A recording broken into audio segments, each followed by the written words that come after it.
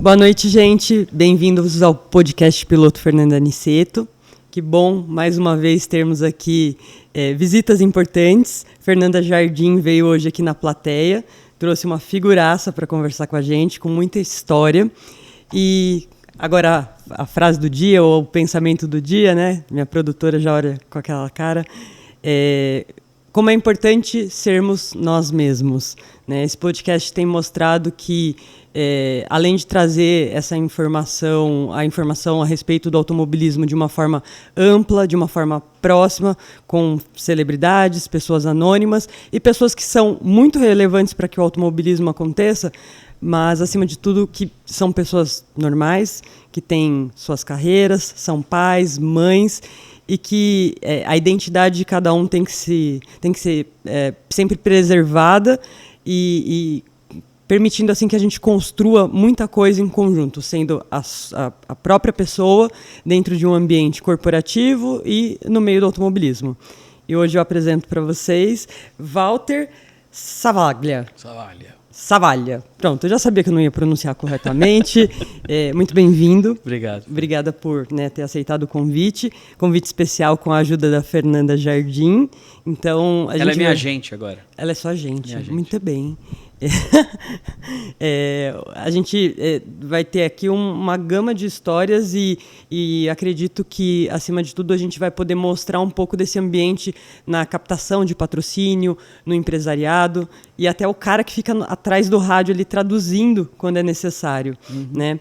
Aqui o Walter é pai, bancário, comentarista, empresário, foi sócio de equipe da NASCAR, fabricante de kart, dono de equipe da Stock, amante do automobilismo, obviamente. Muito.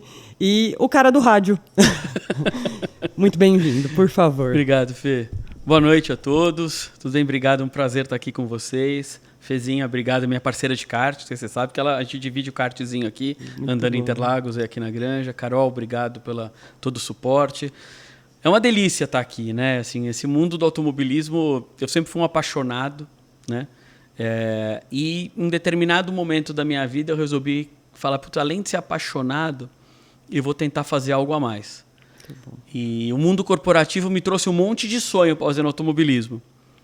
Fiz um monte de coisa, realizei bastante sonho, tomei bastante calote, tomei bastante pneu furado, digamos, no meio do caminho. Uhum. Mas a paixão ela é maior do que isso e hoje a Carol me falou um negócio muito legal quando eu cheguei aqui, das 3 fases que a gente vive, né? E eu achei a minha terceira fase ao lado de pessoas sérias, bem pouquinho no automobilismo, bem pouquinho eu achei do lado. E hoje eu posso dizer que eu me sinto muito bem dentro desse meio como um todo. Né? Realizei, tenho história para contar. O pessoal fala assim, Run Forrest, dá para contar bastante história aqui do Forrest Gump. E acho que isso é o mais importante de tudo, né? Assim, eu, de algum tempo para cá na minha vida, você conhece aquela história dos setênios que você vive? A cada 7 anos da sua vida, você tem uma mudança na história. E aos 42 anos, eu tenho 46, você descobre se você quer ter ou quer ser. Onde você vai investir mais? Sim. E meu pai sempre foi um cara de construção de legado. E eu hoje acho que eu tenho a certeza que, para mim, mais importante do que ter as conquistas foi ter deixado um legado, né? Então, eu acho que se você andar pelo automobilismo e falar meu nome, talvez nem todo mundo conheça. No kart muita gente vai conhecer mais.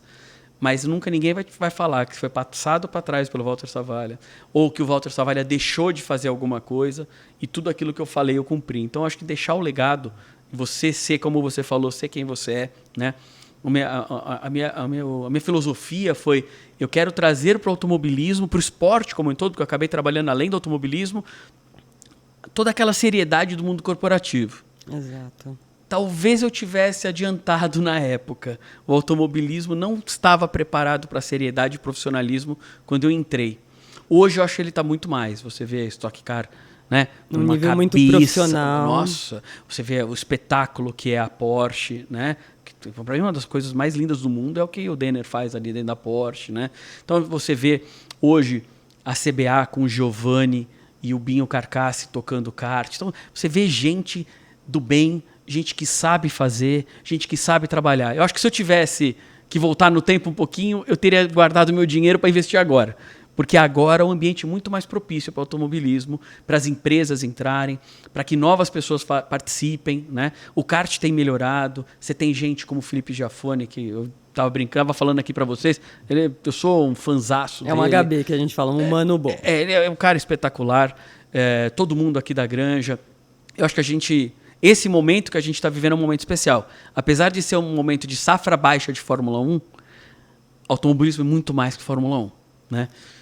A gente trouxe o Grum aqui, a gente discutiu muito essa divisão, né? Fórmula 1, automobilismo regional, e talvez até por essa ausência de safra brasileira na Fórmula 1, a gente esteja olhando Fortalece, mais para dentro de casa, né? Você sabe que o Grum é meu piloto, né?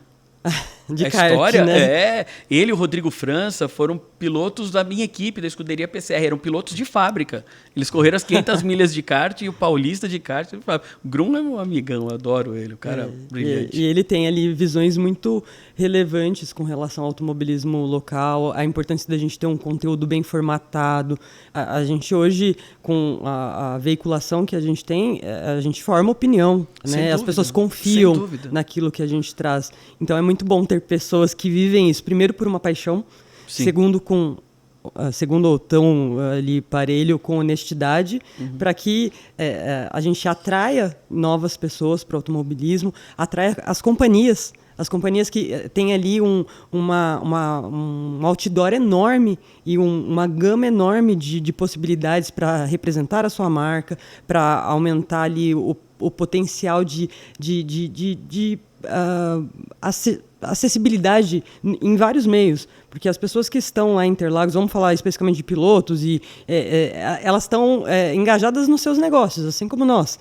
Né? Nós estamos no meio corporativo e estamos no automobilismo.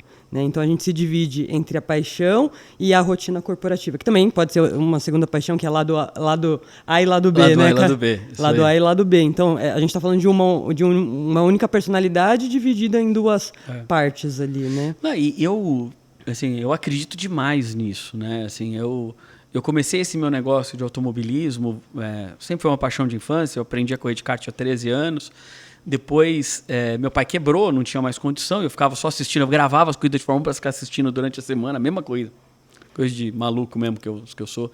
E aí eu voltei para o automobilismo em 2005. Em 2005 eu trabalhava, pode falar em nome de banco aqui? Não? Quem sabe eu aproveito e nos patrocina aqui, né? Eu trabalhava no Banco Santander, né? E a minha equipe tinha alguns malucos de automobilismo que gostavam. Tem um amigão meu, o Rogério, que hoje é o CDO do Autocompara. Ô, Rogério, você está procurando para patrocinar aqui, a Fê tem um bom podcast, viu? Autocompara pode patrocinar a Fê aqui. Depois eu vou te apresentar, viu, Carol? Depois eu passo o Autocompara para você. E o Rogério era um apaixonado pelo automóvel. Ele falou, vamos fazer uma corridinha de kart? Vamos. Aí começou a ficar sério. Já virou, sabe, com o pessoal. Aí compramos um macacão, compramos um capacete. Aí acabou o ano de 2005, a gente aqui, eu e o Rogério, com um kart da Pro 500, começando a andar. 2005, a Fê não era nem nascida ainda. E aí em 2005, a gente andando aqui, fomos correr...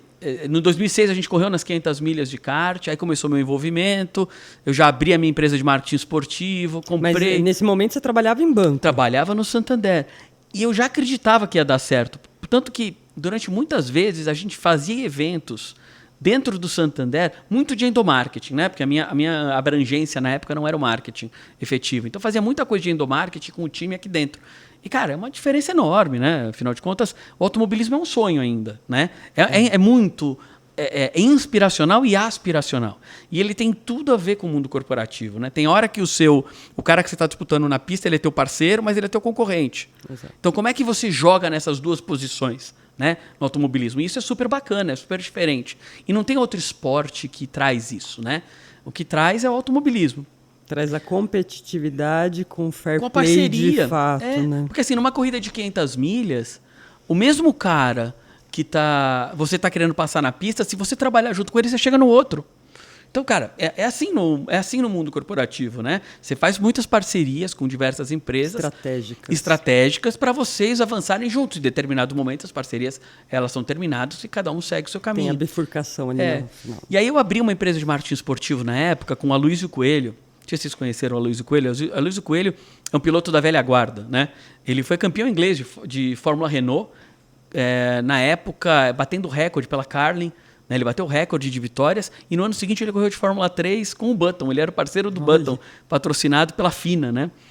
E o Aloysio, ele terminou a carreira dele lá na Inglaterra, voltou para o Brasil, a gente veio andar em 2006 juntos na equipe de Stock Car. Ficamos irmãos, amigões, e nós resolvemos montar a equipe, a Motor Marketing Brasil. Montamos a empresa, fomos até o time da Stock Car, que na verdade ainda não era Stock Car, era a Pickup Racing, né, a equipe Maino. A gente fez uma proposta de trabalho para eles, ficamos sócios da equipe, porque a gente sabia que 2007 ainda era um ano das picapes antigas, aquelas picapes que no passado eram a gás, naquela época já eram a álcool.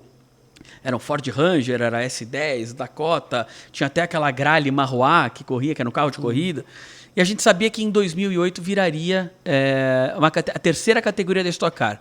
Uma época de ouro da Stock Car, né? Tinham 3 categorias, tinha aquela consultoria da NASCAR, chamava Nextel Cup, como era nos Estados Unidos. Então, foi um grande... Acho que foi o boom inicial da Stock Car. Uma chave de virada ali, né? Foi super legal. E toda aquela... E aí eu levei para dentro do marketing esportivo uma visão de B2B dentro dos boxes. Então, o meu box era um balcão de negócio. Então, eu lembro que o meu fornecedor, agora não vou falar o nome de todo mundo, porque muitos me deram calote, eu não vou fazer jabá para eles. Mas, assim, a gente tinha uma blindadora, que essa eu posso falar, que sempre honrou, que era a Imbra Blindados. Era o nosso patrocinador. E era custoso para eles tirar um dinheiro do bolso para fazer acontecer. E outra coisa, a gente passava na Rede Vida essas corridas, né? Não tinha aquela audiência que tem hoje. Não tinha um pacote de mídia como legal, né? Hoje. Lembra, nós estamos falando de 2007, 2008, né? O automobilismo profissional estava engatinhando, efetivamente. Eram feitos por apaixonados. Estava nascendo o Orkut, né? Pois é. E aí a gente começou a fazer negócios dentro dos boxes, né? Eu peguei a cadeia de valor da Imbra e falei, quais são os teus principais pontos que você precisa melhorar? Eu preciso baixar custo de espumas e preciso baixar custo de autoadesivos. Falei, tá bom, me dá os nomes de quem você quer. E a gente fechou uma parceria com a Dow Química na época, com o grande Antônio Tejeda, um grande amigo meu, que veio nos apoiar. E aí, a partir daí, tudo começou a dar certo, porque a gente começou o dinheiro...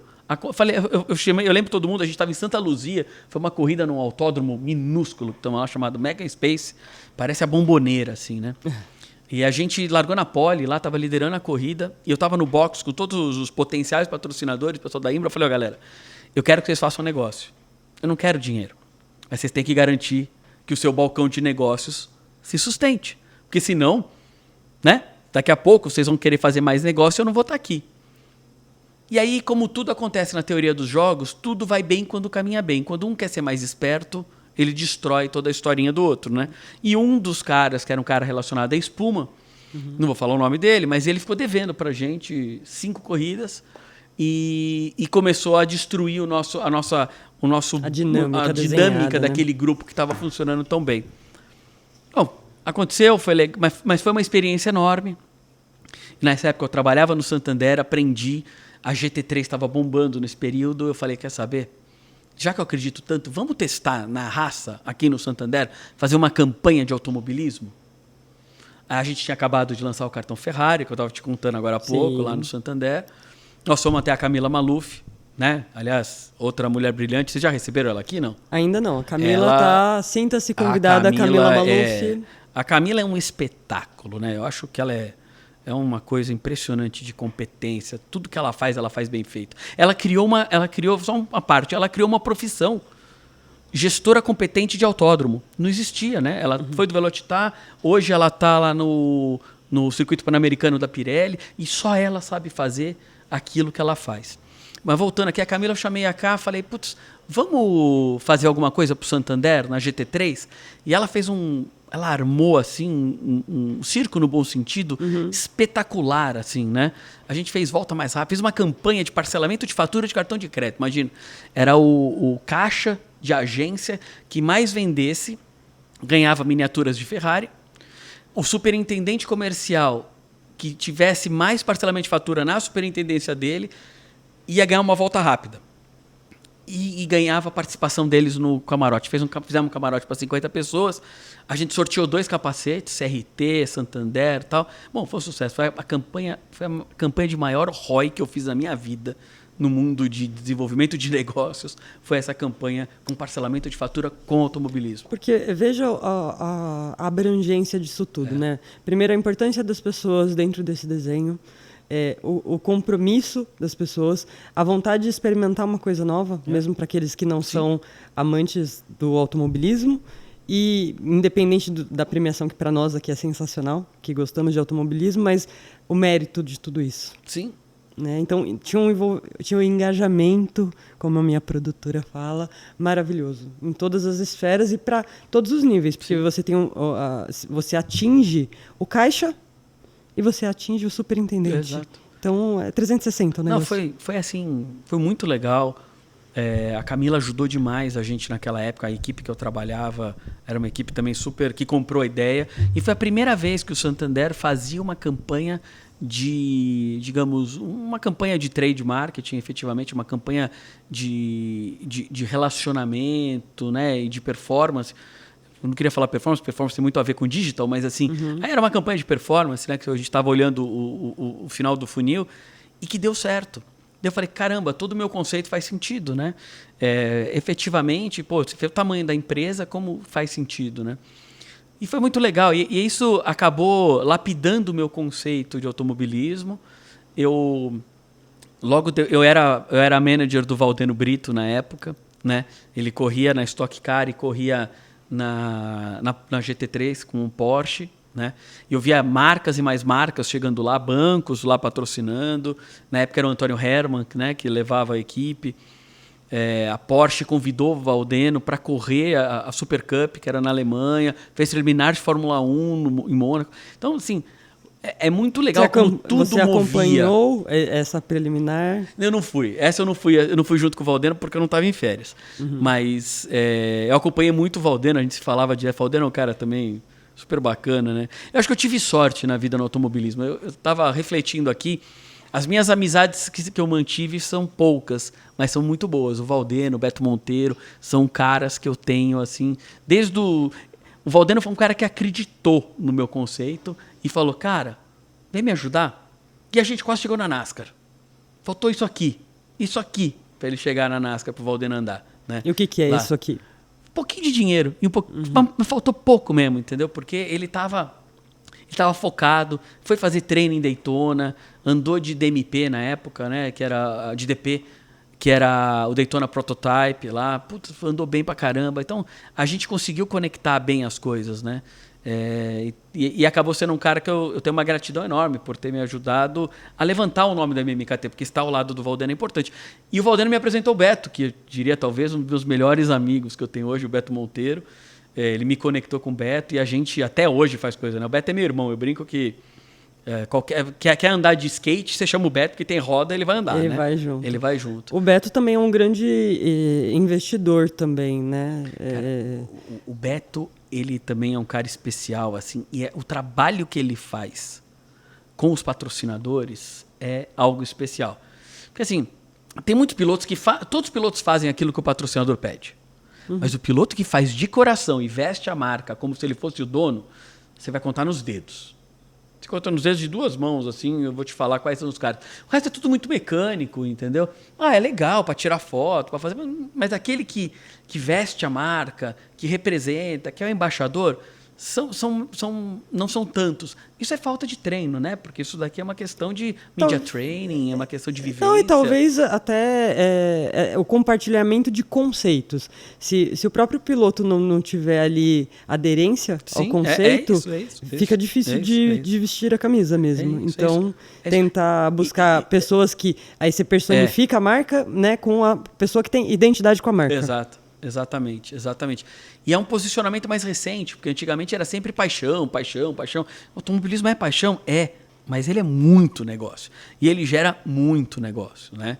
Eu saí do Santander, eu lembro, em 2012, para viver o mundo de automobilismo 100%. Eu falei, agora é a hora. E aí fui para a Itália, trouxe a fábrica de kart, a escuderia PCR, montei a escuderia PCR aqui perto da Granja. Com o apoio do Felipe, eu montei o Cantan Kart, né? Foi uma ideia do meu mentor e meu sócio, que é o Carlos Lua. Não sei se você conhece o Carlos Lua. Um beijo para você, Lua. Em breve você vai estar aqui com a gente de novo, recuperado. Pegou Covid, está um ano numa batalha grande, mas vai estar bem daqui a pouco. Com certeza. meu parceiro. Ele fez a ideia do Kantan Kart comigo. Um cara que o Kantan Kart, Kantan significa muito fácil em japonês. Então era o kart muito fácil. E a gente montou um conceito inteiro em cima disso, de um kart barato, acessível, igual para todos e que os pilotos ganhassem no braço.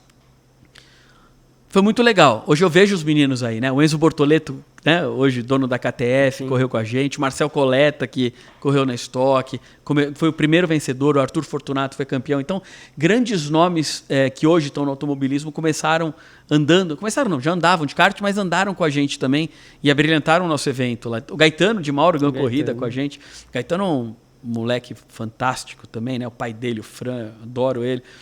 Então, eu tive muito envolvimento, mas eu quis trazer essa coisa do corporativo para o mundo do automobilismo. E como eu falei, errei. Errei porque o momento não era ainda esse, né? Enquanto a Granja Viana era um lugar profissional, que sempre foi, então aqui eu podia colocar meus karts para andar, aqui a gente competia, o resto não era. O resto era interesse, né? Era uma coisa pouco profissional, né? A CBA era pouco profissional, tinha gente muito boa lá, né? Mas infelizmente pessoas só com boa intenção não conseguem mover o mundo, né? A CNK era zero profissional, né? Então era uma pena. Mas assim, eu não me arrependo. Eu brinco que foi o MBA mais caro que eu pude fazer na história do universo, né? Porque a minha PDD foi grande. Para quem não conhece, é provisão a devedores duvidosos. Eu fiquei com uma PDD gigantesca aqui de um monte de gente que não me pagou um monte de coisa. E continuam andando aí. E é engraçado. Me fala uma coisa, eu consigo sentir, mas para quem está assistindo a gente, o que você vê de tão diferente lá de 2005 para hoje? Eu acho que a própria evolução do negócio como business, né? O Brasil trata muito mal o esporte como um todo, né? Eu gosto muito de usar uma referência que é um campeonato de New Hampshire de salto com vara. Tem 5 mil pessoas que vão assistir aquilo. Tem revista, tem roupa específica, tem sapato específico, e isso acontece em todos os lugares onde tem um campeonato com salto com vara. Aqui no Brasil, a gente não cria indústria em torno do esporte. A gente acha... São abnegados os caras que conseguem fazer. O Guga é um abnegado que saiu, né? A Rebeca Andrade é uma abnegada que foi campeã olímpica, campeã mundial, um talento enorme. Treina, mas é uma abnegada, porque a gente não tem apoio, né? Eu acho que a estrutura, o governo brasileiro, e não vou criticar o governo de agora, isso vem de sempre, nunca apoiou o esporte como uma política de base para você trazer pessoas...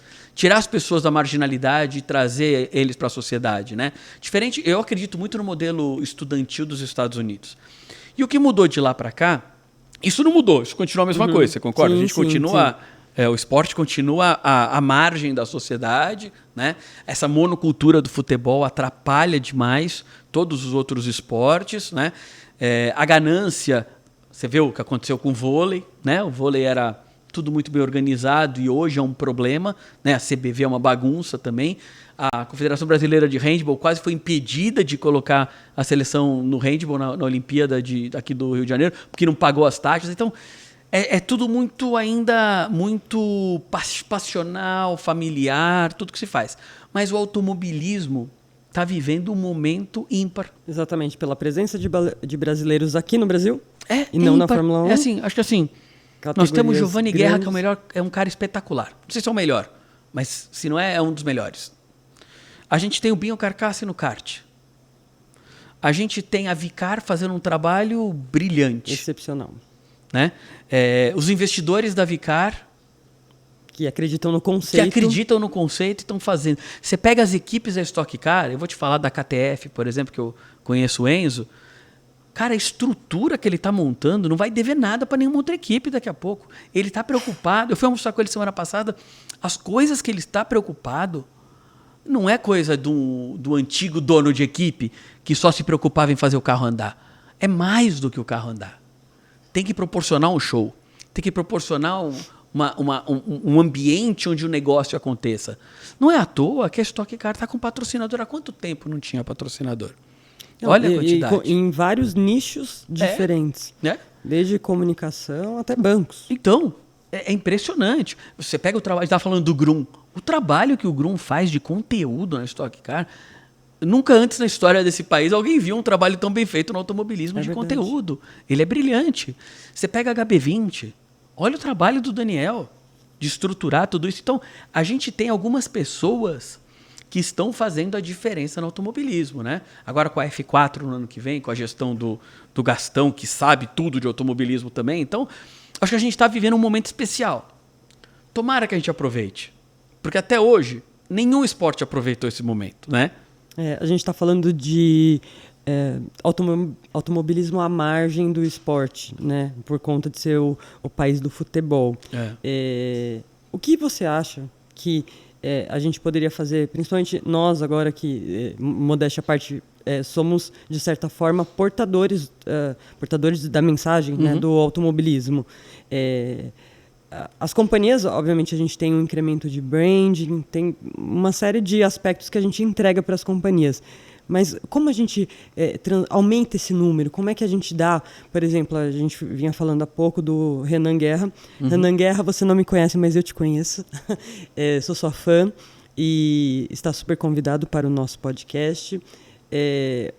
Um super piloto como o Renan Guerra, sabe, não está em recorrência numa Stock Car, por exemplo, que hoje é a principal categoria, né, fazer uma temporada inteira com disposição financeira. Sim. Né? Sim, eu acho assim, sempre nós vamos ter injustiças no mundo do automobilismo. Acho que o Renan, não sei se a palavra certa é injustiça, né? O Renan é um cara, para mim, ele é fora da curva de capacidade de pilotagem. Faltou ali para ele, e eu trabalhei com ele 3 anos, eu sei o que a gente batalhou para levantar patrocínio, faltou empresas que acreditassem, né? Mas talvez, nesse momento que a gente vive hoje, de mais seriedade, da maneira como os eventos são tocados, talvez essas empresas vai ter uma maturidade, né? É assim, a gente passou por um momento muito positivo da Stock Car, 2006, 2007, 2008, que foi aquele primeiro rompante quando o Cole vende ela para a T4F e tem uma paridade com a NASCAR. Nossa, foi um momento... Desculpa. Foi um momento em que todo mundo passou a acreditar. Você tinha a montadora, a Volkswagen fazia parte, a Mitsubishi estava lá, Peugeot, GM. Cara, tinham 4 montadoras correndo na Stock Car. Então, o trabalho era bem feito. Depois a gente entrou num vale onde o evento era ok, era um evento bacana.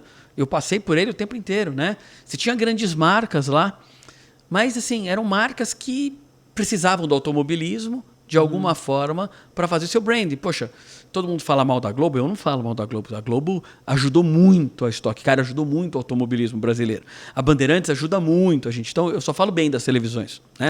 Mas eles têm interesses comerciais. Poxa, e tem que ter cada vez mais em espaços abertos, porque a realidade do Brasil é uma realidade muito maior do que o que a gente percebe, talvez, aqui no nosso entorno. Sem dúvida. Né? Então, talvez são famílias que têm 2 canais, ou um canal, ou não tem TV.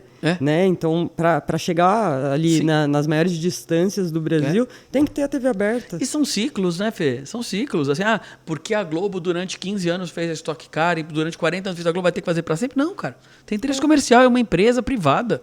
Ela não tem que fazer favor para ninguém. Ela tem que ganhar dinheiro. A partir do momento que ela muda estratégia ou acha que não faz sentido, ela vai ganhar dinheiro em outro lugar. E pode acreditar que ela vai ganhar muito mais dinheiro do que a gente imagina com o video on demand que eles estão fazendo e com o streaming. Mas eles cumpriram o seu papel de levar a Stock Car.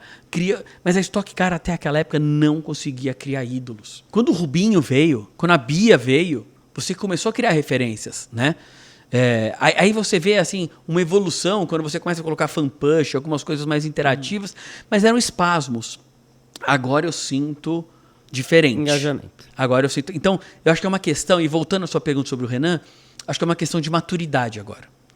As empresas, você trabalha em empresa grande, eu trabalho em empresa grande, sempre trabalhei em empresa grande e continuo trabalhando em empresa forte, trabalho em banco como você. Se não tiver recorrência, se não tiver comprometimento, a gente não vai entrar. Banco precisa ter certeza que aquilo vai dar resultado, estabilidade. Para ter previsibilidade. Exato. Todo banco quer um forecast, né? Todo mês a gente faz forecast de tudo, né? Então, como é que eu não vou fazer forecast de mídia? Que nós vamos fazer, né? E acho que agora, assim, agora a gente reuniu pessoas muito boas para fazer isso acontecer. Então, eu torço muito para que dê certo. Do meu lado aqui, que eu estou um pouco mais afastado, estou lá com a Bia, estou com a Antonella, né? E venho correr meu kartzinho aqui. Quando o Beto me chama para fazer alguma coisa, eu faço. Quando o Renan me chama para fazer alguma coisa, eu faço, porque é mais por uma questão de paixão mesmo hoje do que qualquer outra coisa, porque meu tempo é muito escasso hoje, infelizmente. Infelizmente, porque eu adoraria estar mais porque como mundo. você disse, você se divide... Eu me divido com o meu banco que eu trabalho lá, né? Eu tenho que vender, né? Tem que vender câmbio.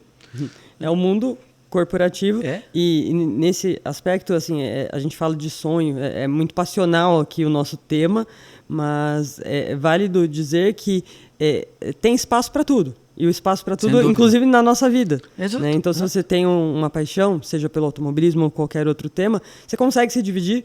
É muito bom ter uma história muito parecida com a minha, não conhecer o Walter, mas a gente consegue tocar a vida, né, para a nossa vida rotineira profissional e consegue ter uma segunda carreira, né, com viés profissional ou não. Né? Eu hoje tenho o viés profissional com podcast, na pista, mas se tiver que me enveredar ainda por mais temas dentro do automobilismo ou mais temas dentro do ambiente corporativo, tem espaço, tudo dá. Sim, a gente tem que fazer a administração do tempo e organizar ali as decisões e, óbvio, né, muitas das vezes a gente vai ter que fazer escolhas. Tem que fazer escolhas, não tem jeito, né? Não Sim. tem jeito. Você comentou da sua família, sua esposa, como é que ela vê essa divisão do tempo para as coisas, ela participa? Assim, ela é muito pró minha felicidade. Que bom. Né? Então, tudo aquilo que a gente... quando eu resolvi investir, quando eu resolvi fazer os karts, né? Quando eu resolvi tudo isso, ela apoiou 100%. Tanto que a minha fábrica de kart, meu sócio era meu sogro. Né? Meu sogro e minha sogra... A família apoiou. Eram 2 anjos que me ajudaram, infelizmente não estão mais aqui entre a gente, mas eram 2 anjos que passaram pela minha vida que viveram o meu sonho do automobilismo e entraram nele, né? E adoraram, né?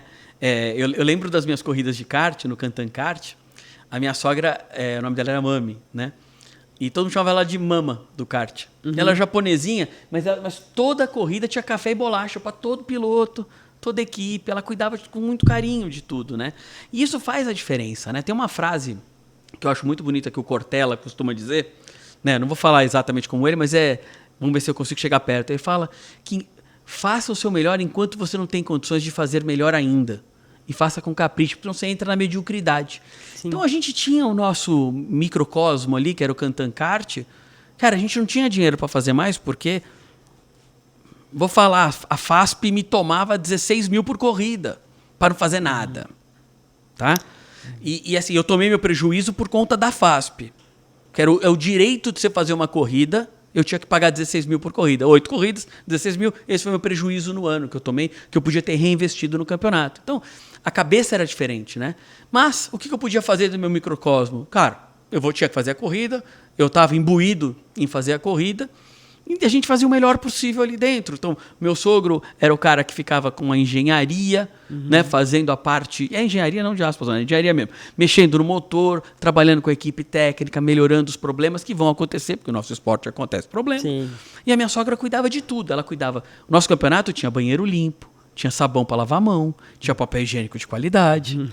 Né? Então era tudo bem cuidado para que a gente tivesse o melhor dentro, não só na pista, mas a gente tinha patrocinador.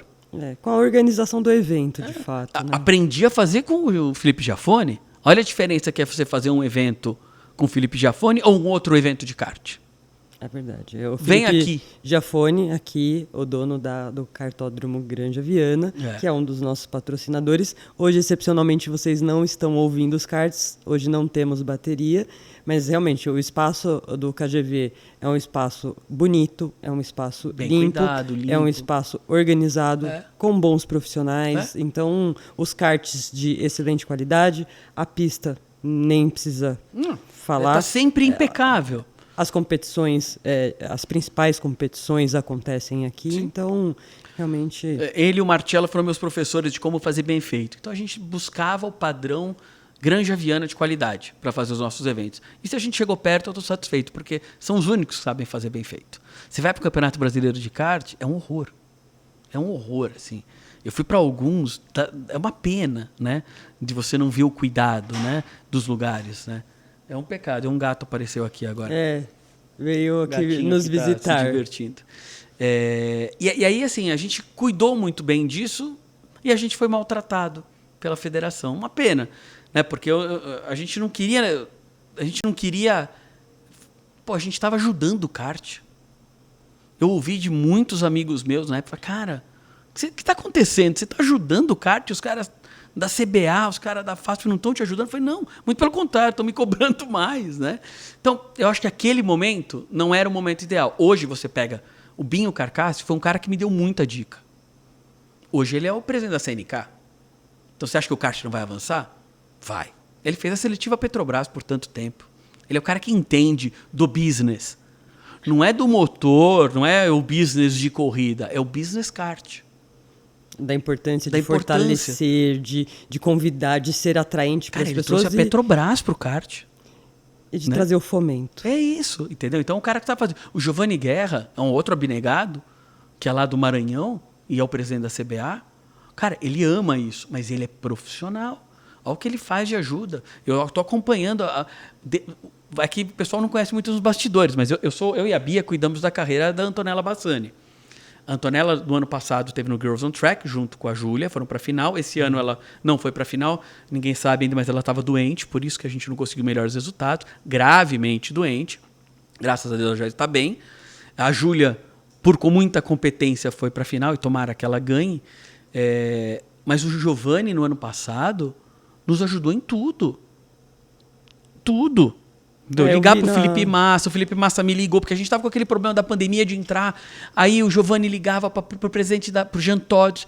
Aí ligaram para Michele Mouton, que é a FIA Woman. Eles mandavam carta para a gente conseguir entrar nos países. Cara, quando fizeram isso antes? Entendeu? Você vê um cara... para que... E o Giovanni é um apaixonado pelo kart, né? Porque antes de ser presidente da CBA, ele ajudava todo piloto brasileiro que quisesse para a Itália. Se mandasse uma mensagem pro Giovanni, o Giovanni parava de fazer o que estava fazendo para levar o brasileiro para a Itália. Que era a paixão dele, ele queria ver o envolvimento do brasileiro, né? Então, eu acho que nós estamos num momento especial. Nós estamos num momento especial. A gente tem 2 super caras. Precisa melhorar a FASP aqui ainda, que tem muita coisa para evoluir. Mas no nível Brasil, no nível federal, a gente avançou bastante. Hoje, qual que é a sua categoria preferida do que a gente tem à disposição no regional? Aqui no Brasil? Brasil. A minha categoria predileta aqui no Brasil é a Porsche. É a Porsche. É a Porsche. Não pelos carros, tá? Por tudo. A organização. A organização. Acho o Denner o cara mais caprichoso que tem, de longe. É tudo perfeito. Tudo é pensado nos mínimos detalhes, né? Acho que quem está indo na mesma linha é a HB20, com todos os cuidados que tem, né? Só que o Denner conseguiu, a HB20 também, mas o Denner conseguiu transformar numa categoria de ponta. Você tem para todo tipo de piloto você tem ali dentro, né? Então eu acho, ela é atraente para televisão, porque é lindo, né? Você vê os Porsches andando, né? Você tem patrocinador lá dentro, os pilotos evoluindo. Muito se engana quem acha que pilotos gentleman drivers não estão andando bem, estão andando muito bem. E tem coach, o Renan tá lá dando coach. Né? E os pilotos numa evolução incrível, assim. Eu sou apaixonado. No mundo, a categoria que eu mais gosto é a NASCAR. É a NASCAR. O que eu mais gosto é NASCAR. Sou apaixonado pela NASCAR. E como é que foi essa história de ser sócio de equipe da NASCAR? Isso foi uma loucura que eu e o Beto fizemos, né? Tudo começou com essa relação com a NASCAR em 2007. Eu virei blogueiro do Speed Channel. O Speed Channel, para quem não pegou uns 5 ou 6 anos atrás, é o precursor da Fox Sports, só falando de automobilismo. Então, o Speed Channel era o canal 97 aqui em São Paulo. É um canal histórico nos Estados Unidos que só passava corridas de carros. Inclusive, a Fórmula 1 passava no Speed Channel, né? Lá nos Estados Unidos. E em 2007, 2005, 2006, começou a passar o Speed Channel no Brasil. E eu comecei a me corresponder com o Sérgio Lago, na época, que era o narrador. Ele e o Roberto Figueroa, que narravam. E eles tinham um sinal todo para a América Latina. Então, o que passava em todos os países. Então, a gente assistia turismo carreteira aqui. Sim. E em espanhol, porque não tinha nem a língua. Então, foi um momento bem mambembe, assim, da televisão, da Fox lá. E aí, eu comecei a me corresponder com eles. E falei, cara, me dá licença de eu usar a marca aqui. E em troca disso, eu vou gerar propaganda para vocês? O cara falou, beleza. Falei com o Gustavo Leme, que era o presidente da Fox aqui no Brasil. cara apaixonado pelo automobilismo, falou, cara, vamos fazer. E as minhas picapes em 2007 corriam com o logo do Speed Channel. 2007 e 2008 corriam com a traseira do Speed Channel. E a gente conseguiu botar as picapes, eu levei para o call, a gente colocou as picapes e a Stock Light em 2008 no Speed Channel. Passava as corridas ao vivo no Speed Channel. E foi super legal. E aí, em 2008, eu fui convidado para ir para as 24 horas de Daytona. Né? 2008, não. Agora, 2008 eu fui, mas eu fui para Los Angeles, para os estúdios da Fox Sports. Eu fiz do estúdio, 14 horas ao vivo, eu, o Sérgio Lago e o Roberto Figueroa, comentando as 24 horas de Daytona, do estúdio, em Los Angeles, 24 horas de Daytona, em Flórida. Aí, no ano seguinte, o pessoal da NASCAR me convidou para ir para lá. E eu fui, porque a NASCAR é a dona da IMSA, né? Que é o campeonato de Gran Turismo. Antigamente chamava Grand-Am a categoria, hoje é IMSA, né? Antigamente chamava Grand-Am, que era Grand American Racing. E a sede da IMSA, que era a dona de tudo isso, é em Daytona, né? Na frente do autódromo de Daytona. E aí eu fiquei, o Oswaldo Negri, baita cara, piloto espetacular e um cara maravilhoso, o Sérgio Lago me colocou em contato com o Oswaldinho e a gente começou a conversar. O Oswaldinho, cara, vem pra cá, eu vou te apresentar para a Lana France, que ela era responsável por todo mundo que falava de NASCAR no mundo e pela internacionalização da categoria. E aí a NASCAR me pagou para eu ir assistir a corrida. Eles pagaram passagem, eu fiquei no hotel, e aí o Roberto Figueroa foi para lá e eu fiz os comentários de lá com ele. A gente gravou várias coisas lá. Mas foi muito legal. Eu andei com o Hurley Haywood, o maior vencedor da história de Daytona. Eu dei uma volta de Porsche Audi, 2 voltas de Porsche Audi, sabe? Foi um negócio maravilhoso. Vai ficar marcado eternamente. Não, eu vivi todas as experiências, assim, até Marshall eu fui, me colocaram o capacete de macacão. O Beto Monteiro conta essa história, né? Que tava ele e o Pisonia estava lá com a gente e alguns amigos nossos. E aí eu bati assim no Pisoni e no Beto, vamos liberar a pista. Ele olhou e falou, o que você está fazendo de fiscal de pista? Então eu passei a largada e a primeira hora e 40 como fiscal de pista, acompanhando o pit stop. Foi uma experiência assim... Única, maravilhosa. Imagina, ouvindo a direção de prova, sabe? Olhando para o carro, para tomar aquele cuidado. Foi louco, foi um negócio maravilhoso, assim, né? E eu participei de todo o evento, até o Grand Marshal Dinner, que é na quinta-feira. O pessoal levou a gente e lá eles respeitam, né? Eu era o CEO da IBM-KT, me colocaram com o CEO do Walmart do lado. Assim. CEO é CEO, né, cara? CEO é CEO, a patente é que vale. Lá eles respeitam, aqui no Brasil todo mundo daria risada, como eu dei. Então foi uma experiência enorme. E aí eu me aproximei da Lana France e nós começamos a conversar. Ela me apresentou uma moça, que eu não lembro o nome dela agora, que era do NASCAR for Diversity. E aí nós começamos a conversar, mas para montar uma equipe de Grand-Am, o Santander ia ser um dos patrocinadores, aí veio a crise e a gente perdeu, mas a gente ia montar uma equipe que ia ter o Pisoni, o Beto Monteiro, o Oswaldo Negri e mais um piloto americano que a gente ia colocar lá. Que foi por isso que faltou isso aqui para a gente, todo mundo andar junto lá. Tava tudo montado, os chassis estavam encomendados, eram chassis Crawford, estavam encomendados. O Carlos Crespo, que era um amigo que o Beto Monteiro me apresentou, um cara maravilhoso, infelizmente faleceu esse ano. Corria as 500 milhas aqui bastante com o Felipe, ele vinha todo ano correr aqui. Foi muito legal. Ele ficava lá nos Estados Unidos meio que comandando isso tudo, né? E a gente começou a montar tudo, levamos patrocinadores. Eles abriram pra gente a suíte do Bill France pra gente receber os potenciais patrocinadores. Olha a diferença de trato. A delicadeza. Pra conduzir. Assim, olha, eu tenho um potencial patrocinador para montar um carro. Se eu falo isso na Stock há uns anos atrás, aconteceu isso, tá? Eu e a Bia fizemos isso e falaram, não vamos te dar credencial não, para você levar o patrocinador. Cara, mentalidade desse tamanhinho. Isso faz 3 anos, tá? Do banco que eu trabalhava, que você sabe lá, o Laranjinha, eu tentei levar o vice-presidente lá e não me deram credencial, cara. Assim, na Stock, pra você ter uma ideia. Você vai na NASCAR, os caras abriram a suíte. Pra você ter uma ideia, colocaram a gente na suíte do Bill France, lá para almoçar com todo mundo. Depois, na hora da corrida, a gente foi assistir teve a Brumos Porsche 250 milhas, junto teve a chamava Coke Zero 400, que era a corrida do 4 de julho da NASCAR. Levaram a gente para uma outra suíte e o Chip Foose, sabe aquele cara que desenha? Sim. Tava lá, fez o desenho pro filho do cara que era patrocinador, sabe? Os caras trataram, falaram, é um potencial, estamos trazendo um novo patrocinador aqui. Porque engrandece o esporte, embora tenha uma destinação, é pro esporte. É pro esporte, né? E é pro esporte que eles vão ganhar dinheiro. Ou seja, vai aumentar. Imagina, o mercado brasileiro se abrindo. É uma loucura, né? E é por isso que eu sou tão apaixonado pela NASCAR, né? Porque na NASCAR eles pensam business, pensam show, né? E aí, nessa corrida, eles falaram assim, vem cá, vou te apresentar. Vocês mexeram demais aqui. Vamos te apresentar aqui o pessoal da Troy Williams Racing, que era o pessoal que ficava em Buffalo, e era um pessoal que era patrocinado pela Telmex, tinha um link com a Telmex, e aí nós fomos fazer negócio com eles. O Beto começou a correu um showdown na Califórnia, foi super bem. Depois foi correr em Martinsville, chegou, se não me engano, em 8º. Foi o Move of the Race, sabe? O cara que mais fez ultrapassagem, mais legal.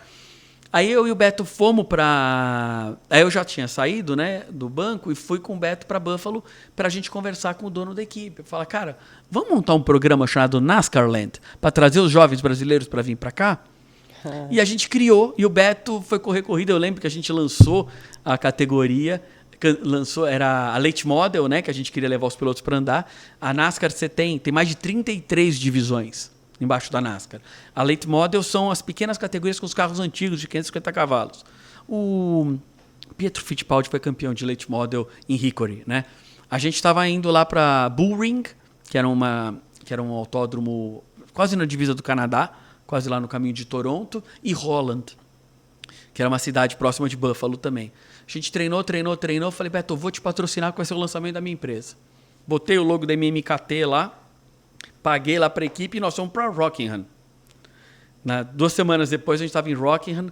O Beto foi recebido pelo Nelsinho Piquet, que deu umas explicadas para ele geral, como é que era o carro, como é que era a pista e tal.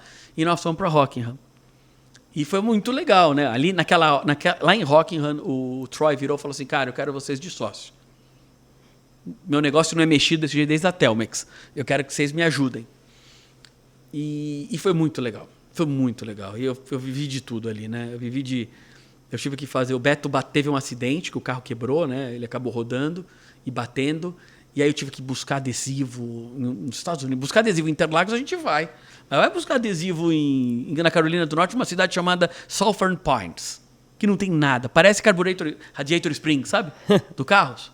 Parece isso, a cidade não tem nada. Tem um semáforo que fica balançando, assim. Então, foi super legal, uma baita experiência. E aí o Beto correndo na pista, não falava inglês naquela época, eu traduzindo o rádio para ele, do que eu falava. Aí teve uma hora que a gente começou... E tem uns conceitos diferentes.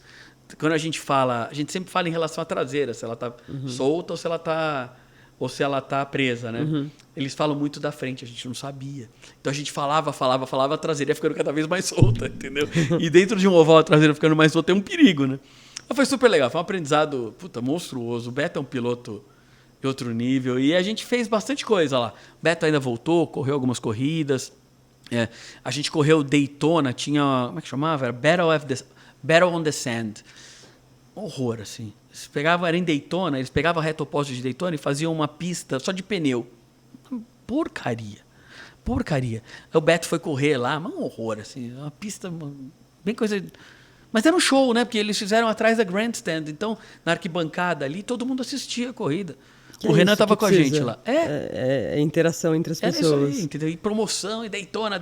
Quando você via de Daytona, não tinha nada. Mas um pouco do que você falou, assim, se fosse lá atrás hoje, você imagina tendo uma equipe brasileira lá fora, servindo de ponte. Essa era a ideia. Era para ser a ponte aqui. Os brasileiros pensam muito pouco na NASCAR. Muito pouco, né? Eu tenho orgulho de ser um dos pioneiros de falar de NASCAR aqui, né? Lógico, falar em pioneiro mesmo é o Paulo Gomes, que foi lá treinar em 70 e pouco de NASCAR, né?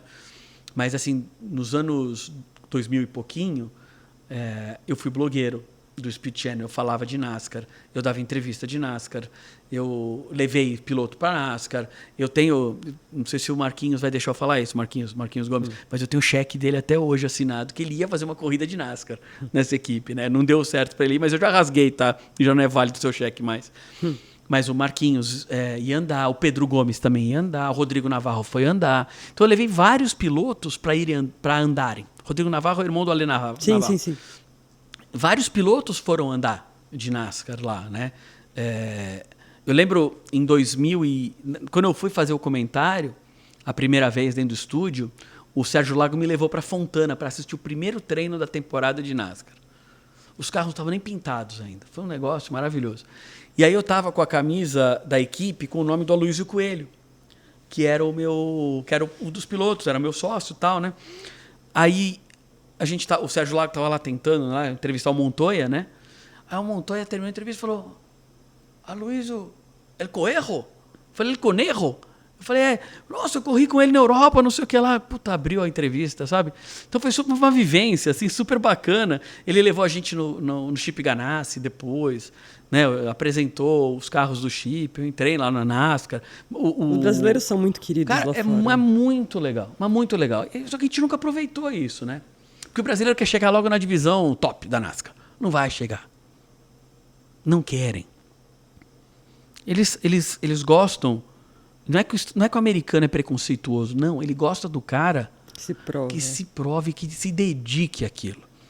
Então, tem que dar valor a todas as divisões. O Daniel Suárez, o mexicano, fez isso. E tá aí. Foi campeão de K&N. Não foi campeão de Truck Series, mas foi muito bem, se não me engano, foi campeão. Foi campeão da Xfinity e tá aí na Sprint, na Cup Series até hoje. Você que entende muito de NASCAR e hoje a nossa enciclopédia não está aqui por estar com Covid. Pedro Chacur, Ni Maziero, ambos estão com o Covid e estão fazendo muita falta aqui hoje. Mas hoje quem vai falar de NASCAR aqui vai ser o Walter. Como que funcionam as divisões da NASCAR? São 4? Você tem as divisões nacionais são 3. Uhum. A Cup Series, que é a principal, orçamento de $25 milhões ano por carro. 25 milhões. Você tem mais ou menos 15 carros por piloto em equipes de ponta nesse orçamento, que são distribuídos por todos os Estados Unidos.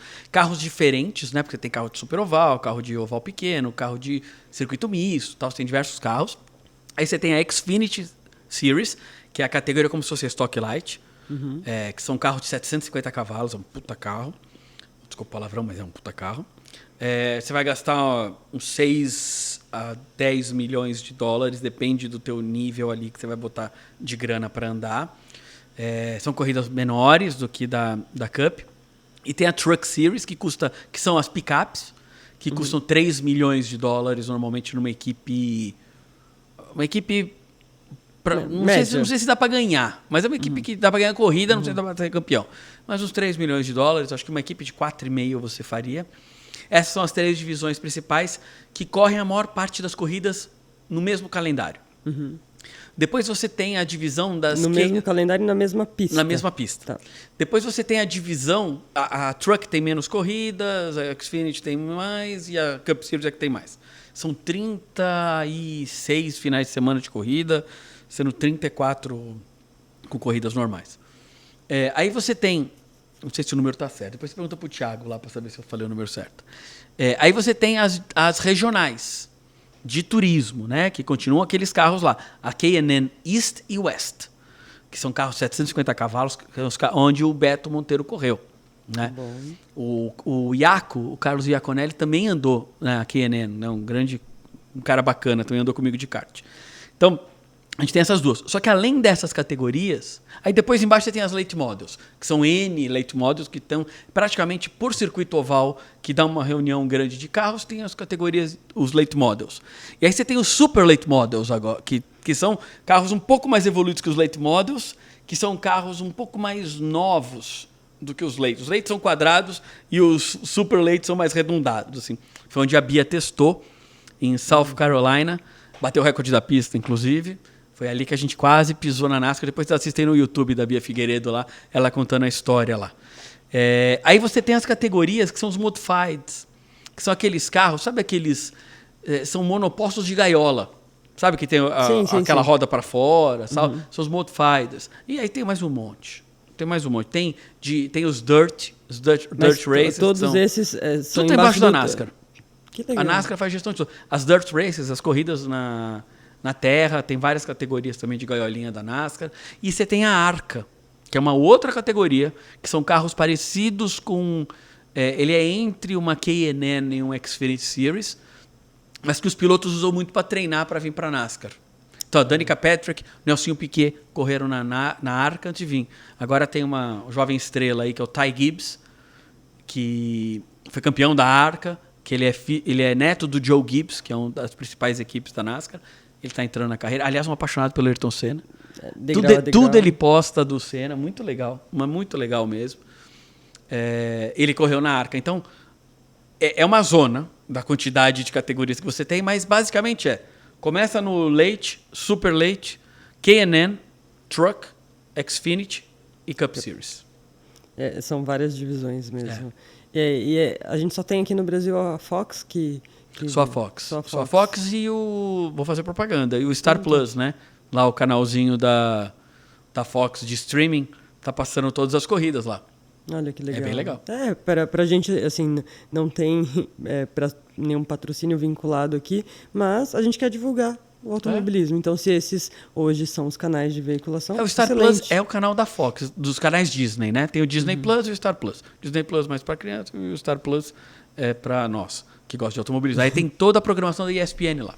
Muito bom, muito bom. Plus. E hoje, como manager, na segunda, do lado B, como é que funciona? Você está com a Bia, com a Antonella e com o Renan?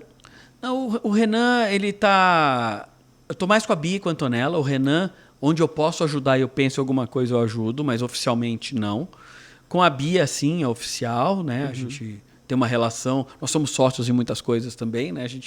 A Bia, para mim, ela é a terceira fase que a Carol falou.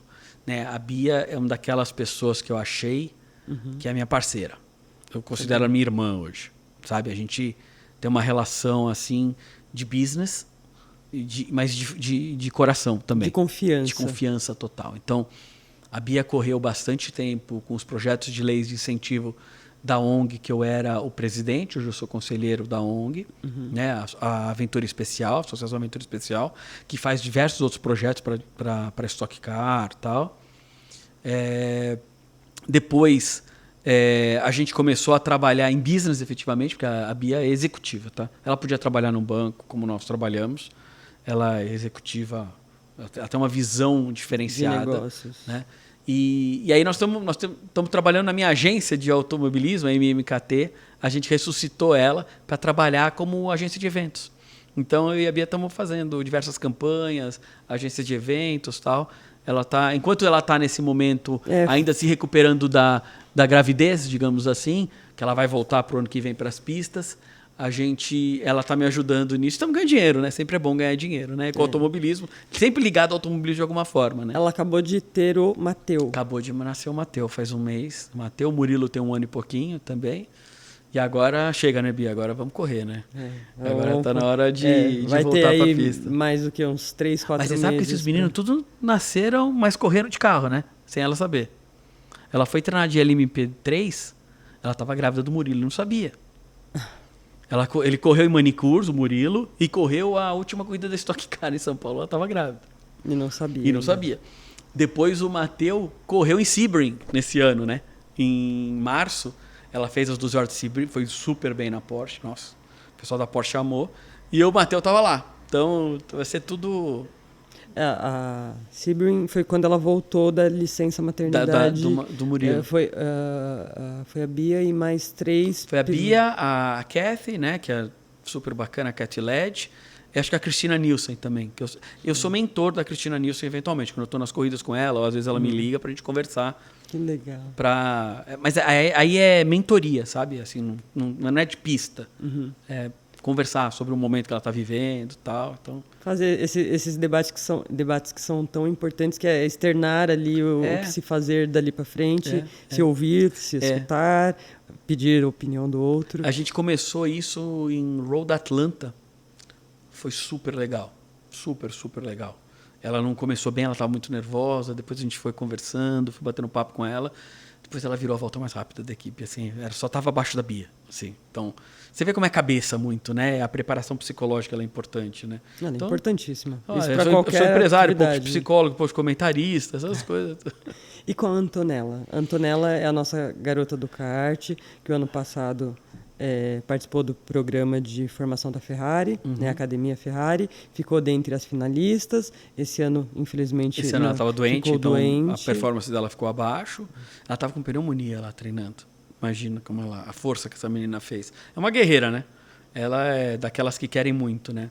A gente chama ela de Totti, né? A Totti é daquelas, como dizem nos Estados Unidos, racer. Ela é uma autêntica racer, como a Bia. É uma autêntica racer. É aquela que você dá um bicho para andar, ela vai andar e vai fazer bem feito. Então ela é uma pilota. E a gente tem que lapidar ela com tudo, né? A família dela é uma família maravilhosa, assim, né? Os pais são super empolgados com tudo, fechados, né? Nessa ideia também. Não, são muito, assim. E acho que a Antonella, como todo piloto, eu quero desmistificar, pelo menos eu não acredito em talento. Para mim, talento é 1%. 99% é treino, é dedicação, é disciplina, né? É quantas e quantas vezes você vai para a pista. Não são aquela história das 10 mil horas para você ser proficiente em alguma coisa? Então, o princípio é o mesmo. É a mesma coisa, né? Então, a Antonella faz bem kart porque ela já andou 80 mil horas, sei lá quantas horas ela andou, mas ela andou muito mais de 10 mil horas. Por que ela ainda não está fazendo Fórmula 4 como ela fazia? Porque ela não treinou ainda como tinha que treinar. Ela vai treinar, né? A Júlia está no estágio melhor do que ela para ir para a Fórmula 4, né? A Antonella é uma racer. A Júlia eu não conheço para dizer se ela tem o mesmo nível. Eu não conheço ela não acompanhei a carreira dela, mas acho que é uma menina que está conseguindo resultados consistentes, né? E está 2 anos seguidos, torcida muito forte por ela para que ela ganhe essa vaga na Ferrari. Agora, falando da Totti, o ano que vem é Fórmula 4. Não sabemos aonde ainda, estamos negociando.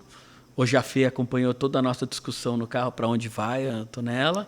Não pode contar para ninguém, mas nós estamos discutindo aqui. A gente tem possibilidades abertas, Estados Unidos, Europa e Brasil, com a Fórmula 4 está aí. A gente vai tomar a melhor decisão aí, que a gente acreditar que é para o caminho dela. Né? Lembrando que o ano que vem a gente teremos aqui a Fórmula 4. Vai ser super bacana. E eu tenho muita fé que isso realmente caminhe e venha um evento de grande porte para absorver essas pessoas. Eu, como sendo uma pessoa também advinda do Fórmula, eu gosto muito do monoposto e espero ter ali punch para chegar na Fórmula 4 Olha, com também. o Giulianelli tocando a Vicar, eu acredito que vai ser o melhor evento possível. E com o Gastão, que entende de formação de pilotos como poucos, vai ser muito legal o suporte que vão dar, porque é mais do que só a corrida. Né? Eles vão ter palestras ali que eu acredito... O Cantan tinha, tá?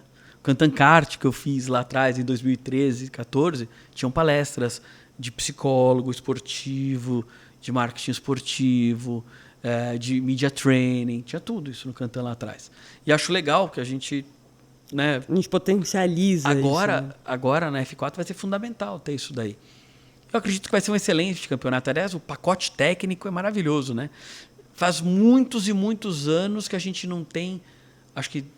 Eu não sei se a Fórmula 3 em 2007 foi o mesmo ano que trouxe os carros, o 307 para cá, o chassi, que foi o lançamento, ou se ele trouxe depois, mas vai vir o 2022, é o Fórmula 4, se não me engano é o Tatus, né? Acho que é o Tatus 2022 que vai correr. Então, vai ser o mesmo equipamento. Não, é sensacional. Da Europa. Então, um baita iniciativa. E seria maravilhoso a gente ter um evento, um mega evento de Fórmula 4, a gente ter a Antonella, que seja a Júlia também, outras pilotos. Eu vou torcer para a Júlia estar na Europa, porque ela ganhou. Se ela ganhar lá, ela vai ter que correr a Fórmula 4 na Europa. Vou torcer ainda para isso. Bom, mas se não der, ela vem para cá. E que seja no Brasil ou fora do Brasil. No Brasil é bom porque a gente tem a representatividade, né? A gente passa a vitrine, aí você tem ali a inspiração para muitas pessoas. Quando está na Europa, a gente sabe que a veiculação da informação é muito baixa aqui para o Brasil. Que é um pecado, que atrapalha muito o patrocínio, né? A gente precisa... Esse trabalho que vocês estão fazendo aqui, abrindo esse caminho, é tão importante para um piloto que está começando a carreira, porque você tem audiência, as pessoas estão vendo. A gente estava falando isso, né? Estávamos. E caramba, assim, as pessoas têm que acreditar que o automobilismo dá resultado financeiro. Eu garanto que dá resultado financeiro. Não, e dá sem resultado, sombra de dúvidas. Né? O relacionamento que você faz é especial no que você faz no automobilismo, né? Então, ter lugares como você abre aqui para pilotos jovens falar é muito importante. É muito importante. Faz toda a questão do mundo que o Renan Guerra esteja aqui conosco, né? O convite se estende aí aos pilotos novatos, ou, enfim, pilotos em geral e as pessoas que fazem o automobilismo, né? Você por trás das câmeras, a Fernanda como chefe de equipe, Fernanda Jardim. Então, a gente tem uma infinidade de pessoas que constroem o automobilismo. Né? E elas estão aqui, enfim, com o canal aberto para a gente poder mostrar um pouco disso tudo. Vamos marcar um dia para a Antonella vir aqui. Ela está dando uma entrevista tão bonitinha, você precisa ver que ela está melhorando cada vez melhor. Voltando, a Antonella... De novo, para quem não está tão familiarizado com o mundo do automobilismo, é uma menina que mandou super bem no kart. Ela foi para a primeira seletiva, ficou entre as finalistas na Academia Ferrari. Agora foi de novo, e foi o que você disse, teve um acometimento de saúde, não pôde dar sequência. E aí a nossa queridíssima Júlia Ayub está dando sequência lá. Esperamos que ela chegue à final e que ganhe. E aqui a Antonella continue fazendo o trabalho que vem fazendo e aí você em negociação aí com, seja fora ou aqui dentro, mas acho que acima de tudo é a gente ter esses pequenos exemplos de base, porque elas são meninas. A Júlia acho que tem 16 e a Antonella 15. E a Antonella 15. A gente está falando de crianças. Eu que sou mãe, você que é pai, a gente está falando de crianças que já estão se amoldando para fazer uma entrega dentro do automobilismo, e elas são meninas que nasceram gostando disso, né? Então... A Júlia, ela começou na escolinha do Tuca Rocha, né? Lá no Speedland. Que legal. Ela começou lá. Eu lembro quando a gente fez as 12 horas de São Paulo, que foi lá no Speedland, a Júlia estava lá tirando foto com a Bia, bonitinha, correndo a preliminar. Que bonitinho. E você vê, aí a gente falou de Bia. A Bia é inspiração para muitas mulheres, né? Em vários contextos. E desde a inspiração para o automobilismo até você quer se destacar ou quer fazer alguma coisa onde você acha que você não pode. Pronto, você pode. Pode. Pode qualquer coisa. Pode. Eu acho muito legal. E eu tenho um conceito hoje de trabalhar... A Bia criou um negócio chamado Gear, junto com a Catherine Led e a Cristina Nilsson, que chamava Girls Empowered Around Racing. Né? As mulheres empoderadas em torno do automobilismo. É um projeto super bacana que elas continuam levando. Então, quando ela correu lá na IMSA, ela correu numa equipe de mulheres. Né? A chefe de equipe era mulher. Eu acho que a gente tem... Eu sou o cara mais feminista que você vai conhecer. Né? Eu tenho uma decisão minha em que o meu legado no automobilismo vai ser maior agora com as mulheres. Então é a Bia, é a Antonella e outra que vai aparecer, nós vamos trabalhar com as meninas. Eu acho que, eu acredito piamente que dá para andar todo mundo junto e uma mulher pode ser campeã mundial. Mas eu não tenho a menor sombra de dúvida disso. E você vê que a Danica Patrick ganhou corrida na Fórmula Indy, né? Fez pole position em Daytona, né? Na NASCAR. Então eu acredito... A Bia ganhou corrida na Fórmula Indy Lights. Você sabe que a Bia foi a segunda pilota na história do automobilismo a ganhar uma corrida numa categoria, uma das 4 categorias de ponta, sabia? Não Por uma semana de diferença. Porque a Danica Patrick ganhou na semana anterior em Motegi, no Japão, e a Bia ganhou em Nashville. Foi uma semana. O que a gente precisa nesse exato momento é um pouco da colaboração que você está dando, é fomentar mesmo a participação das mulheres para a gente, assim como se faz com os homens, peneirar, e o que vai lá para o topo são os melhores, mas você peneirou. Aqui, na verdade, você joga duas na chance peneira. É menor, né? Ou é zero, é probabilidade, ou é né? Então, é probabilidade, né? É uma exatamente. questão matemática, totalmente. Trazer, e a gente percebe isso muito pelo trabalho, por exemplo, que as carteiras vêm fazendo, né? Engajando aí times de mulheres, sim. E aí despertando essa coisa da competitividade, da agressividade no bom sentido. É um esporte agressivo, então você se torna também tão aguerrida quanto os homens nesse esporte. Então você vai desenvolvendo de base, e isso é muito importante. importante para poder, assim como teve a seletiva de kart lá no Speedland com a Júlia, acontecer com várias outras. Sem dúvida. A gente tem que fomentar. E assim, é questão de maturidade também, né? Porque a sociedade brasileira é super machista, né? Então é natural que essa movimentação que hoje a gente tem, e as pessoas precisam entender que feminismo não é antagonismo do machismo, né? Primeiro, precisam entender que é diferente, né? Primeira coisa. Segundo, que é natural que a gente demore mais um tempo para ter mais mulheres no automobilismo, porque os pais precisam mudar essa cabeça. A gente precisa... e, na verdade, isso já está acontecendo. Está acontecendo, mas é uma questão de tempo, minha geração, né? Para você ir formatando isso, trazendo gente para cá e desenvolvendo, por exemplo, os pais que andam de kart, que têm as suas filhas, eles estão trazendo as suas filhas. Né? O que parece hoje para nós tão simples, talvez olhando lá para trás, você é louco, você vai levar a sua filha para andar de kart. Já deu umas voltinhas lá em Interlagos e agora pediu para voltar, a Bia. Outra Bia, a Bia Savalha. Vamos ver agora que abriu Interlagos de novo depois da Fórmula 1, vou levar ela para andar de novo. Que ela venha, esteja e possa dar continuidade a todo esse trabalho que a gente já começou a fazer. Por favor, suas considerações finais. Muito feliz de ter tanta história reunida, né? E a gente passou por ou perdeu alguma história. Eu lembro que a gente começou a falar de tantas histórias. A gente não falou do Felipe Nasser, mas tá bom, deixa para um próximo momento. Então conta. Não vamos perder a oportunidade. Lembrando que é de Porto Alegre, não é isso? O quê? Você é de Porto Alegre. Eu sou de São Paulo, mas eu tô morando metade em Porto Alegre, metade em São Paulo. Então. E por acaso eu tô aqui hoje. É que eu trabalho, eu posso fazer propaganda no meu banco? Pode, à vontade. Afinal de contas, ele vai patrocinar o automobilismo em breve. Eu trabalho no Banco Topazio, eu sou diretor comercial e de marketing do banco. E a gente acredita muito no esporte. Então nós vamos colocar o Topazio aqui perto. Se alguém quiser fazer câmbio, por favor, me liga. A gente faz câmbio pronto para todo mundo e vende crédito também. E eu estou metade do tempo em Porto Alegre, metade do tempo aqui, né? Eu acho que o que falta falar do Felipe Nasser, o Felipe é um cara que eu tive a oportunidade de trabalhar... Bom, eu tive a oportunidade de conhecer o Amir, né? O Amir Nasser, que é o tio dele, que teve equipe, ele é um cara especial no automobilismo também, ele é um cara batalhador e sempre fez... Talvez seja o precursor de fazer as coisas tão bem feitas à lá europeus, como os europeus e os americanos fazem dentro das equipes. Ele era o cara mais cuidadoso. Ele era o cara que tinha o dinamômetro dentro da equipe dele. Você anda pela oficina dele, você podia comer um sanduíche no chão que não tinha sujeira, né? E ele é o cara que correu, ele correu de Fórmula 3, teve as equipes de Fórmula 3. E acho que o que fica aqui de lição do Felipe tem duas histórias importantes para falar dele.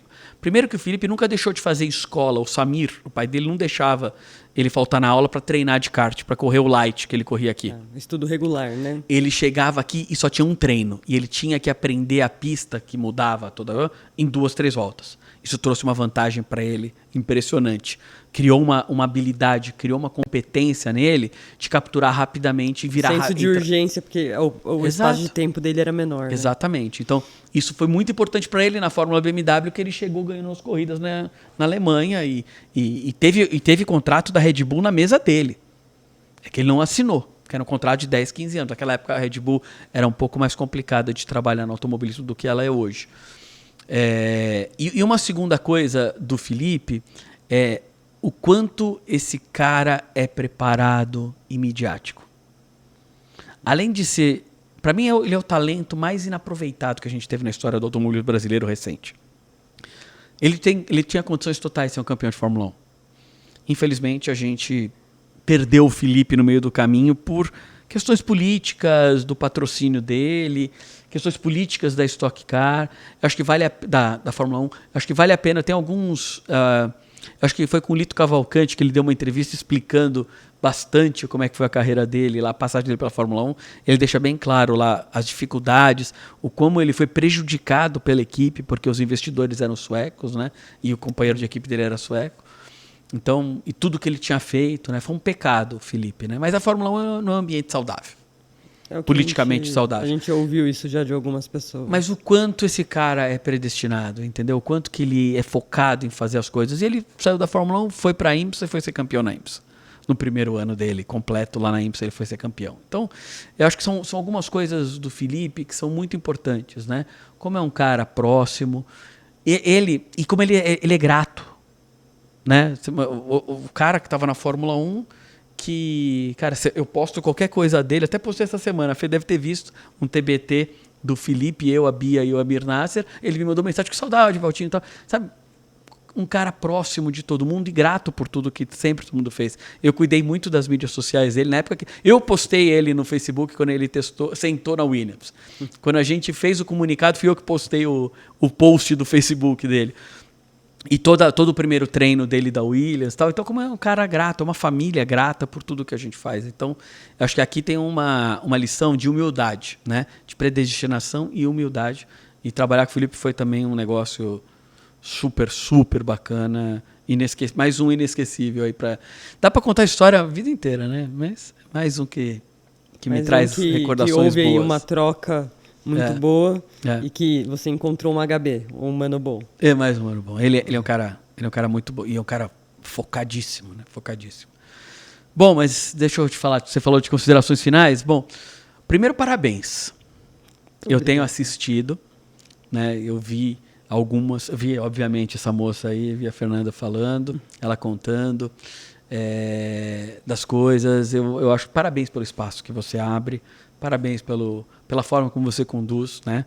Uma executiva piloto, eu acho muito legal ter isso. É contrastante. Eu acho que na verdade, é complementar. Complementar. Né? Porque, afinal de contas, um piloto tem que ser executivo, né? Você toma muita decisão ali, estratégica e tática ao mesmo tempo, né? A gente discutiu isso bastante, trabalho em equipe, decisão rápida, enfim, ponderar as coisas. Então, parabéns, que geralmente o pessoal só vai nos famosinhos e deixa quem está por trás por fora. Então, parabéns para a Carol também, obrigado pelo convite, a forma como ela conduz, aqui é o time como um todo. Obrigado pelo convite, vocês têm aqui um fã e uma pessoa que comprou a ideia, como a Fê comprou, e contem comigo para a gente encher de nomes legais aqui para discutir e para falar de automobilismo. Acho que o formato é muito bacana, porque é um bate-papo, né? Não é uma entrevista. É uma agenda bem carinhosa aqui, bem passional gostoso. De fato. Um cenário bonito aqui na Granja Viana, que eu só tenho boas recordações aqui de dentro. Então, obrigado. E assim, torcer para que tudo isso que a gente falou, a gente consiga transformar no nosso automobilismo, né? Aproveitar o momento, né? O Brasil é mestre em não aproveitar os momentos. Não aproveitamos o momento Gustavo Borges, não aproveitamos o momento do Cielo, não aproveitamos o momento do Guga, não aproveitamos o momento do handball, que as meninas foram campeãs do mundo, ninguém fala, não aproveitamos o momento da Hortência para desenvolver o basquete. Vamos ver se a gente aproveita esse momento e que agora a gente tem dirigente sério, diferente do que foi com todos os outros que nós falamos aqui agora, que eram atletas espasmódicos. Agora a gente tem dirigente sério e organizador de evento bom. Quem sabe a gente agora não dá uma guinada e muda a história de tão sofrido do nosso automobilismo aqui para de novo despontar como sendo um dos principais do mundo, né? Walter, eu quem agradeço. Fico imensamente feliz de ter agora novos parceiros, né? Com conceitos muito convergentes. Tanto vocês guiando as meninas, quanto a gente com a imaginação de levar a informação, de abrir as portas ali, né? Elas não estão fechadas de fato, né? Mas existe uma parede invisível para esse acesso ao automobilismo e o que a gente puder aí aproximar, eu acho que é o papel que você está fazendo ali com essa interligação do piloto e ali então seus patrocinadores e até levar para fora. Então fica aí também o convite para quem quiser mais informações, né? O Walter tem uma experiência já de bastante tempo. Fernanda Jardim, que virou a chefe de equipe na Truck. E minha agente. Agora, e a gente. Ela vai coordenar minha agenda. Pode mandar mensagem para ela, se quiser falar. Não, tô brincando. O meu Instagram é @wsavalha, então fica à vontade. Se alguém quiser mandar um DM lá, fica à vontade. Para xingar, para elogiar, tá tudo bem. É maravilhoso que a gente possa cada vez mais construir um automobilismo aberto, acessível, democrático e presente e para todos. É isso aí. Né, em várias condições. Para vocês, meus amigos que estiveram mais uma vez aí conosco, espero que tenham curtido o papo aqui com o Walter. E a gente vai fazer um novo convite até para complementar, porque tem muitas histórias e são encantadoras, e também tem as de furar os pneus, né? Essas a gente toma, ao invés da gente tomar água e suco, a gente toma um vinho aqui para dar uma relaxada. Pronto, a próxima vai ser regada a vinho, então. Muito obrigada. Por favor, sigam o meu canal, Piloto Fernanda Aniceto, também no Instagram. E ativem o sininho. Beijo, boa noite. Até a próxima.